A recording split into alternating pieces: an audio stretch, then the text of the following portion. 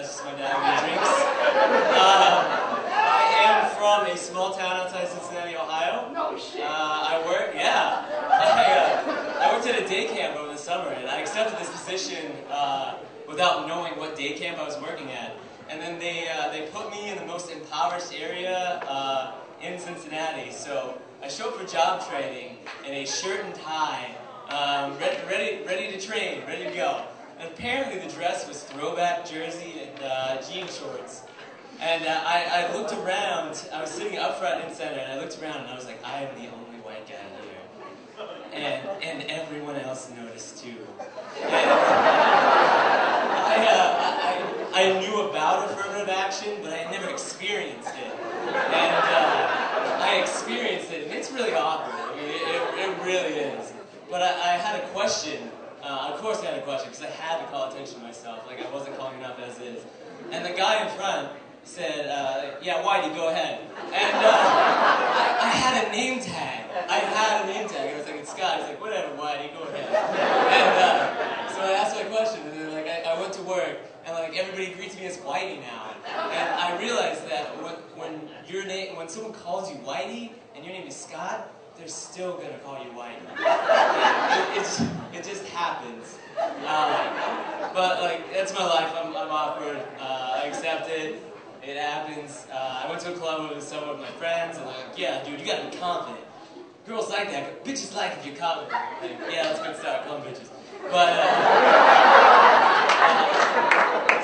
so I try to be confident. Like these girls are like looking at me and they're dancing, they're laughing, they're pointing. And I'm like, this is really awesome. And so they come over, they dance with me, and then they go back over, and I see them talking to my friends. They're still laughing and pointing. My friend comes up to me. He's like, dude, they think you're retarded. And I realized there's a difference between being a bad dancer and a whole new level where people think you're actually retarded.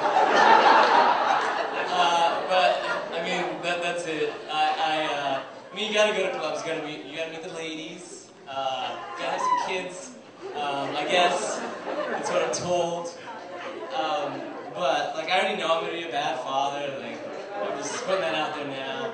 I mean, it's just kind of arbitrary. I mean, you're actually raising the kids at 18. I might as well just give them like a my bad card. When they turn 18, they'll be like, I told your mom. It wasn't gonna work. But one thing I do want is my kids to play sports. Sports are awesome.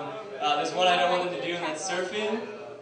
Because that's the only sport that involves the chance of being eaten. And I just don't want that for my kid. I mean, you know. But I was telling one of my friends, and he's one of the friends who apparently, when we're not hanging out, he reads every encyclopedia, knows how to do everything in every situation. And he's like, no, dude, if you get attacked by a shark, you just grab it by the dorsal fin, and then poke it in the eye, and it'll disorient it. And I'm like, really? That's what you do when you get attacked by a shark? When I get attacked by a shark, I'm gonna do some things. One, I'm gonna simultaneously shit, piss, and cry. And two, I'm going to die.